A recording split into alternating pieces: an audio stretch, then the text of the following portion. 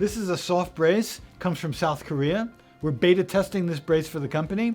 They've already had hundreds of successful cases, and they're using this in the hospital system in South Korea and in China, in Japan, but now we're bringing it to the United States. And this is basically like a jacket.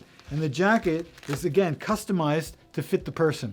So this brace is effective. Doesn't have the same application as a rigid plastic brace. It's used for small, flexible curves. But for those and the correct application, very effective design.